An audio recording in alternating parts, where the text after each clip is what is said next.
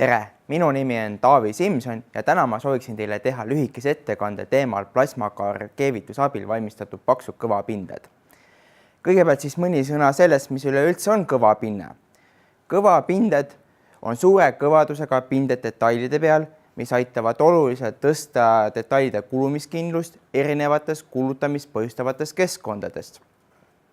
Kõvapindeid kasutatakse siis, kui tervet detaili ei ole võimalik ülenisti kõvast materjalist teha või see ei ole lihtsalt majanduslikult otstarbekas. Kõvapindeid kasutatakse ka siis, kui teiste detaili tugevdustehnoloogiate, näiteks termotöötluse kasutamine ei ole võimalik. Kõvapindeid võib liigitada mitmel erineval moel. Näiteks võime me neid liigitada paksuse abil, ehk siis õhukesed kõvapinded ja paksud kõvapinded. Kui meil õhukesed kõvapinded on paksusega kuni mõni mikromeeter, siis paksud kõvapinded võivad olla isegi paksusega kuni mõni millimeeter.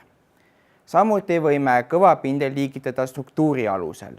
Sellisel juhul võib neid liigitada monopinneteks, komposiitpinneteks, duplekspinneteks, mitmekiilisteks pinneteks, aatomtasandpinneteks ja gradientpinneteks.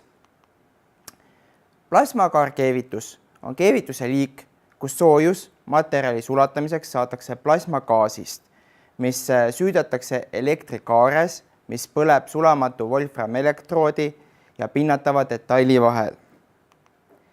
Plasmakaarkeevitus kasutatakse pindamiseks, kuna sellel on võrreldes teiste tehnoloogiatega mitmeid eeliseks. Üks eelis on selle tehnoloogia suur tootlikkus, ehk siis lühikese ajavahemiku jooksul meil on võimalik katta suur pind pindega või siis väiksem kogus pinda paksema koguse materjaliga. Samuti on plasmakaarkeevituse eeliseks see, et sellega saab kasutada pindamisel ka materjale, mis on kõrge sulamistemperatuuriga. Ehk siis materjalide valik, mida selle tehnoloogia abil pindamiseks kasutada saab, on väga lai. Plasmakaar keevitatud kõvapinnetel on mitmeid rakendusi. Neid on võimalik kasutada teehoolduses, mäetööstuses, aga ka teistes tingimustes, kus on kokkupuude abrasiivse kulutava keskkonnaga. See oleks ka minu poolt kõik. Tänan teid kuulamast!